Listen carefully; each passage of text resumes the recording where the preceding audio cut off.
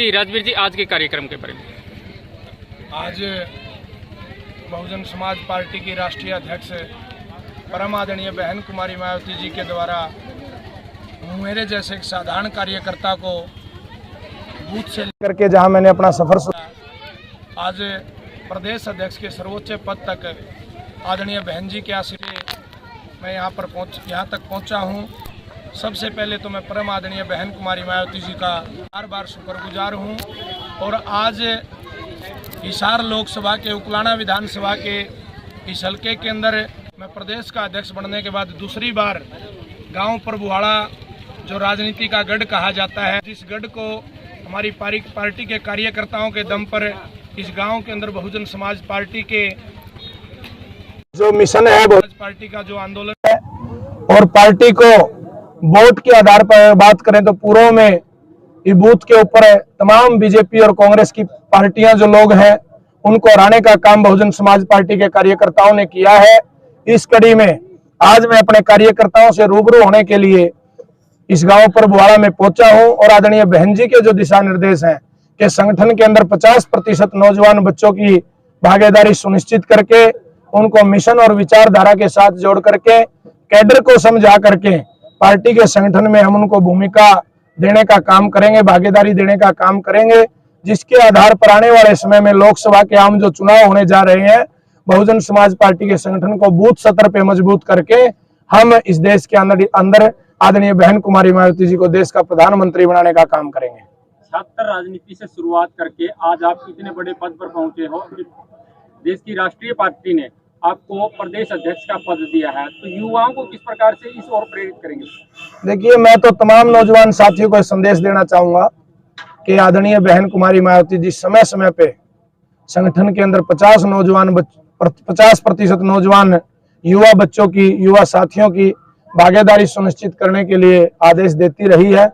और जब से आदरणीय बहन जी ने मुझे प्रदेश का अध्यक्ष लगाया है, एक गरीब के घर में पैदा होकर के, एक मजदूर माँ बाप के घर में जन्म लेकर के हमने अपनी मिशन मूवमेंट को समझते हुए सफर शुरू किया और केवल मात्र 32 साल की उम्र के अंदर आज इस देश की तीसरे नंबर की जो राष्ट्रीय स्तर की पार्टी है, उस पार्टी का प्रदेश अध्यक्ष बनने के बाद तमाम पूरे प्रदेश भर से, दूसरे प्रदेशों से भी नौजवान साथियों के मैसेज आ रहे हैं।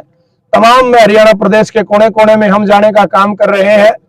प्रत्येक कोने के अंदर जो बाबा साहब अम्बेडकर के मिशन को चाहने वाले जो लोग हैं, इस देश के अंदर सर्व समाज के जो मानवतावादी सोच रखने वाले नौजवान साथी हैं, सभी नौजवान साथियों में बहुत बड़ा उत्साह है, सभी साथियों में बड़ा जोश है। और हम उन नौजवान साथियों को अपने संगठन के साथ जोड़ करके, मिशन के साथ जोड़ करके, अपने संगठन को मजबूत करके वर्तमान समय की जो सामाजिक और राजनीतिक परिस्थितियां ये भारतीय जनता पार्टी के शासनकाल के दौरान देश में बनी है, इन परिस्थितियों से निपटने के लिए बहुजन समाज पार्टी के संगठन को मजबूत करके आदरणीय बहन कुमारी मायावती जी को देश का प्रधानमंत्री बनाने का काम करेंगे। लोकसभा चुनाव के अंदर बसपा इकल्ला लड़ेगी या किसी महागठबंधन के साथ? बहुजन समाज पार्टी का अपना एक एजेंडा है और बहुजन समाज पार्टी स्वयं अपने आप में एक राष्ट्रीय पार्टी है, इसलिए हमें किसी के साथ की दूसरे जो राष्ट्रीय स्तर के जो लोग हैं, जिन्होंने पूर्व में देश के अंदर शासन किया, जिन्होंने जनता को बरगलाने का काम किया, वर्तमान समय के अंदर जिनके शासनकाल के दौरान शिक्षा, स्वास्थ्य और रोजगार का बहुत बुरा हाल है, देश की बहन बेटियों के ऊपर बड़े अत्याचार हो रहे हैं, ऐसे समय में ऐसी पार्टियों के हमें साथ जाने की जरूरत नहीं है। बहुजन समाज पार्टी का एक अपना एजेंडा है और बहुजन समाज पार्टी के साथ आदरणीय बहन कुमारी मायावती जी के दिशा निर्देशों के अनुसार जो आना चाहिए उनका स्वागत है। और सबसे पहले गठबंधन की जो बात है, इसके ऊपर पहला और अंतिम फैसला लेने का अधिकार परम आदरणीय बहन कुमारी मायावती जी को है। आदरणीय बहन जी का हमें जो भी आदेश प्राप्त होगा, उस आदेश को प्राप्त करके उसके ऊपर काम करने का काम करेंगे। आपको प्रदेश अध्यक्ष बनाया गया, हरियाणा की जिम्मेवारी दी गई है, तो क्या आप चाहेंगे भी यहाँ पार्टी की सफलता के लिए किसी पार्टी के साथ जुड़कर चुनाव लड़ा जाए, क्योंकि जिम्मेवारी तो आपको दी गई, आप ही उन तक ये बात पहुँचाने का कष्ट करेंगे? देखिए, मैं आपकी बात का जवाब मैंने पहले भी दिया, मैं पुनः बता रहा हूँ दोबारा से कि बहुजन समाज पार्टी एक राष्ट्रीय पार्टी है। इस देश के अंदर कांग्रेस और बीजेपी के बाद केवल मात्र राष्ट्रीय स्तर पे 15 से ज्यादा स्टेटों के अंदर बहुजन समाज पार्टी का एक फिक्स कैडर बेस वोट है। तो ऐसे में आदरणीय बहन जी के जो हमें दिशा निर्देश है कि राष्ट्रीय स्तर पे इस देश के अंदर देश की जनता को बेवकूफ बनाने के लिए, लोगों को बरगलाने के लिए, नौजवान जो बच्चे जो अधिक रोजगार प्राप्त करने के लिए दर दर की जो ठोकरें खा रहे हैं, उन लोगों को बहकाने का प्रयास कांग्रेस और बीजेपी के घटक दलों के द्वारा किया जा रहा है। ऐसे में आदरणीय बहन कुमारी मायावती जी के जो दिशा निर्देश हैं, अगर आदरणीय बहन जी के पास में जाकर के कोई बहुजन समाज पार्टी के एजेंडे को मान करके उसके ऊपर काम करने के लिए कोई सहमत होता है तो स्वागत है। हम लोग निश्चित रूप से आदरणीय बहन जी के आदेशों के अनुसार इस देश के अंदर, प्रदेश के अंदर अपने संगठन को मजबूत करके हम अपनी बात को आगे बढ़ाने का काम करेंगे। आपने संबोधन में आपने कांग्रेस और बीजेपी का ही जिक्र किया है, अन्य पार्टियों से किसी प्रकार का कोई परहेज? देखिए, बहुजन समाज पार्टी एक राष्ट्रीय पार्टी है, बाकी जो पार्टियां हैं उनका बहुत कम क्षेत्र में वजूद है। आप लोग भी देखते हैं, मीडिया के साथियों को तमाम बातों का पता है। और बहुजन समाज पार्टी की लड़ाई कांग्रेस और बीजेपी के साथ है, बहुजन समाज पार्टी की लड़ाई किसी व्यक्ति के साथ नहीं है। आम आदमी पार्टी जो है वो भी एक राष्ट्रीय पार्टी बन चुकी है, तो वो भी अपना पंजाब में भी अपने सरकार बनाई है, उन्होंने दिल्ली में भी बना ली, हरियाणा अगला उनका टारगेट है। देखिए, आम आदमी पार्टी का जो चरित्र है वो दूसरी पार्टियों से अछूता नहीं है। कांग्रेस ने इस देश के अंदर लंबे समय तक जिन सिद्धांतों के ऊपर काम किया, उसी तौर तरीके के ऊपर आम आदमी पार्टी काम कर रही है। और अभी हरियाणा के अंदर देखेंगे क्या होगा। ये हरियाणा की धरती है, इस हरियाणा की धरती से बड़े बड़े परिवर्तन होने के काम हुए हैं, तो हो सकता है इस कड़ी में एक बड़ा परिवर्तन बहन कुमारी मायावती जी को प्रधानमंत्री बनाने के लिए एक संदेश सबसे पहले इस हरियाणा की धरती से निकल करके आए। आपने कैडर वोट की बात की है। एक समय होता था जब बसपा का कैडर वोट जो था वो 17% से भी ज्यादा था, लेकिन अभी की अगर बात करें तो 2 से 3%। देखिए, पहले तो आपके आंकड़े सही नहीं है, मैं ये बताना चाहता हूँ। आज भी अगर देश के अंदर, प्रदेश के अंदर बात करें तो बहुत सारी विधानसभा सीटें ऐसी हैं जहां पे बहुजन समाज पार्टी दूसरे और तीसरे नंबर पे रही है। दूसरे नंबर की बहुत सारी सीटें हैं जो बहुत कम मार्जिन से हम लोग जीतने से रहे हैं, हमारा हाथी विधानसभा में जाने से बचा रहा है। इसलिए जो वोटों के अंदर जो गिरावट की जो प्रतिशत की जो बात है, इस देश के अंदर समय समय पे बड़े परिवर्तन हुए हैं। इस देश के अंदर श्रीमती इंदिरा गांधी का डंका बजा इस देश के अंदर, और एक ऐसा समय आया, वोट प्रतिशत के आधार की बात करें तो उनको मुंह की खानी पड़ी। बिल्कुल कांग्रेस जमीन पे आ गई। लंबे समय तक जिस कांग्रेस ने शासन किया, जिस कांग्रेस का हाल देख रहे हैं, ऐसे समय में ये कांग्रेस और बीजेपी के जो लोग हैं, तमाम जो मनुवादी राजनीतिक दल है, वो मिलजुल करके बहुजन समाज पार्टी को रोकने का प्रयास कर रहे हैं।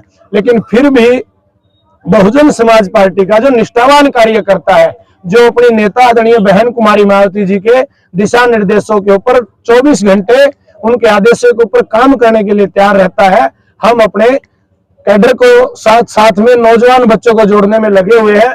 और जो तमाम जो पूर्व में कमी आ रही है, उन कमियों के ऊपर विचार विमर्श करके हम पुनः दोबारा से बहुजन समाज पार्टी एक बहुत बड़ी शक्ति बन करके प्रदेश और देश के अंदर उभरने का काम करेंगे। मणिपुर हिंसा जो ज्वलंत मुद्दा बन चुका है, जिसकी गूंज जो है पूरे विश्व में इस वक्त गूंज रही है, और वहां पर एक देश के प्रधानमंत्री के द्वारा इतने समय बाद चुप्पी तोड़ना, क्या लगता है आपको? देखिए, ये कांग्रेस और बीजेपी का कल्चर है। राजस्थान के अंदर कांग्रेस की सरकार है। राजस्थान के अंदर कांग्रेस के शासनकाल के दौरान गरीब लोगों की बहन बेटियों पे सरेआम अत्याचार हो रहे हैं। सरकार के चहेते जो नजदीकी लोग हैं, वो लोग भी उन केसों के अंदर इन्वॉल्व हैं जिनके ऊपर कोई कार्रवाई नहीं होती। रही बात मणिपुर की घटना की, यह घटना जो मीडिया के माध्यम से राष्ट्रीय पटल पे आती है, कल सुबह ही आदरणीय बहन कुमारी मायावती जी ने अपने ट्वीट के माध्यम से देश के प्रधानमंत्री को जगाने का कार्य किया। तो आज देश का प्रधानमंत्री की स्टेटमेंट आई है कि जो दोषी लोग हैं उनके ऊपर सख्त से सख्त कार्रवाई की जाएगी। ये बीजेपी का चरित्र है।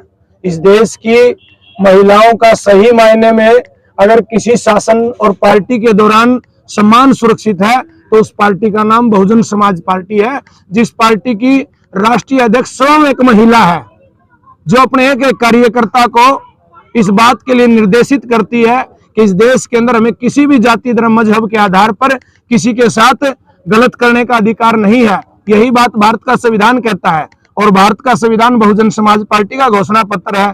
भारत के संविधान के अंदर परम पूज्य बाबा साहब डॉक्टर भीमराव अंबेडकर जी ने महिलाओं को समानता का अधिकार दिया है, और उसी बात के ऊपर काम करते हुए बहुजन समाज पार्टी और बहुजन समाज पार्टी के नेता परमादरणीय बहन कुमारी मायावती जी आगे बढ़ रही हैं। बहुजन समाज पार्टी पर दलित पार्टी का एक टैग लग चुका है, लेकिन क्या कारण है कि अभी तक दलित वोटर को एकजुट नहीं कर पाई है, क्योंकि कई धड़ों में बटा हुआ दिखाई देता है। देखिए, इस देश के अंदर तमाम जो विरोधी दलों के लोग हैं वो ऐसी खामखा और बिना काम की बातें प्रचारित करने का काम करते हैं। बहुजन समाज पार्टी के अंदर राष्ट्रीय स्तर पे अगर आप जो देखोगे तो बहुजन समाज की अलग अलग जातियों का बहुत बड़ा प्रतिनिधित्व बहुजन समाज पार्टी में है। बहुजन समाज पार्टी के लोग राज्यसभा में रहे, बहुजन समाज पार्टी के आज 10 से ज्यादा लोकसभा के सांसद हैं। तमाम अलग अलग जाति, धर्म और समुदाय के लोग बहुजन समाज पार्टी के जो सच्चे निष्ठावान कार्यकर्ता हैं, आज पार्लियामेंट के अंदर अपने देश के अंदर जो जरूरतमंद लोग हैं उन लोगों की आवाज उठाने का काम करते हैं। इसलिए बहुजन समाज पार्टी सर्व समाज के लोगों की पार्टी है।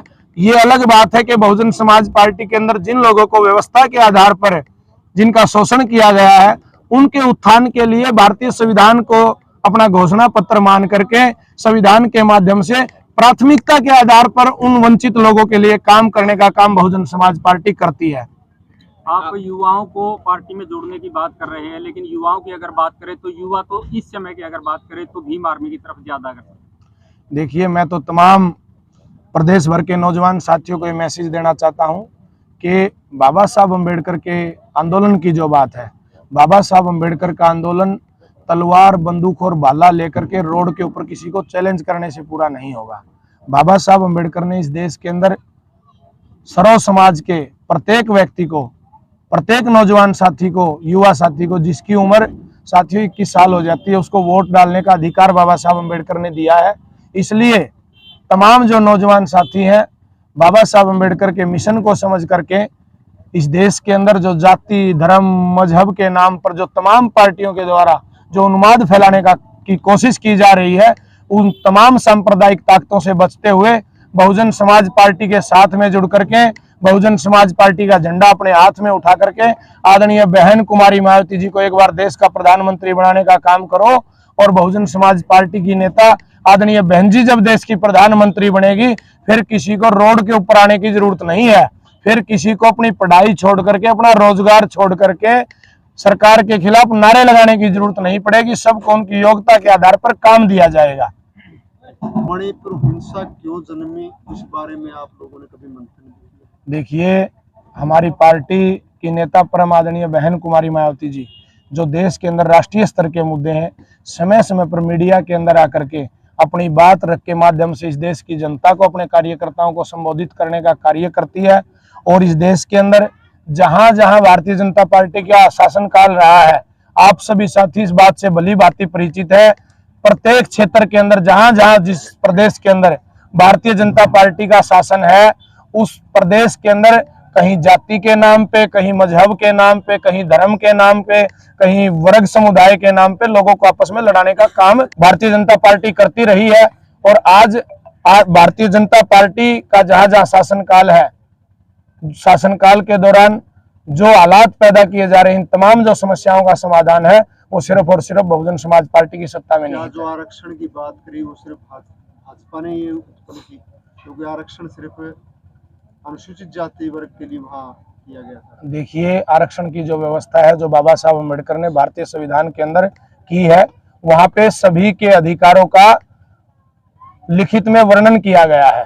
अगर ये आरक्षण के आधार पर जो लोगों की भागीदारी बनती थी, जो प्रतिनिधित्व बनता था, शोषित वंचित लोगों को, दलित और पिछड़े समाज के लोगों को उनका प्रतिनिधित्व देने का काम करती, तो आज ऐसे हालात देश में पैदा नहीं होते। प्रदीप जी, एक सवाल आपसे भी है। एक समय था जब आपका एक सोशल मीडिया पर एक फोटो दोनों का बहुत ज्यादा वायरल रहता है, जब आप युवा अवस्था में थे, हालांकि अब भी हो, लेकिन उस समय का वो फोटो जब अर्धनग्न अवस्था में आप चलते थे, अब वही जोड़ी दोबारा से मैदान में दिखाई दे रही है, तो बसपा हरियाणा में क्या कुछ नया गुल खिलाएगी? देखिए, जो सोशल मीडिया पे फोटो वायरल है, हम परम पूज्य बाबा साहब डॉक्टर अम्बेडकर के इस आंदोलन को माननीय बहन कुमारी मायावती जी के नेतृत्व में बहुजन समाज पार्टी से हमने सीखा है। जब हम छात्र थे हमें पता चला कि ये कांग्रेस सत्तारूढ़ पार्टी ने शिक्षा का सत्यानाश कर दिया है, तो हम लड़ाई लड़ेंगे। हम लड़ाई लड़ रहे थे, आज वही बात हम कर रहे हैं कि हम सक्रिय राजनीति में आए हैं। तो जो शिक्षा, जहाँ 5वीं का बोर्ड तोड़ा गया, 8वीं का बोर्ड तोड़ा गया, नो डिटेंशन पॉलिसी लागू की गई, 9वीं पास अंगूठा छाप, कांग्रेस ऐसा चाहती है। अब हरियाणा सरकार, हरियाणा प्रदेश में बीजेपी की सरकार है, चेंज क्या किया? कुछ नहीं। इसका मतलब ये है कांग्रेस बीजेपी दोनों ही एक ही थाली के चट्टे बट्टे हैं। पहले वो भाजपाई थे, कांग्रेसी हो गए, अब कांग्रेसी हैं, फिर वो भाजपाई हो जाएंगे, कोई फर्क नहीं है। ये जो जोड़ी का जो सवाल है, तो सबसे पहले परम पूज्य बाबा साहब अम्बेडकर जी का जो नारा है, जो मूल मंत्र है, वो शिक्षा ही है। शिक्षित बनो। हम शिक्षित हुए, शिक्षा पे जिसने डाका डाला, हमने लड़ाई लड़ना शुरू किया। बतौर छात्र नेता आज माननीय बहन कुमारी मायावती जी के आशीर्वाद से पूरे प्रदेश में सक्रिय राजनीति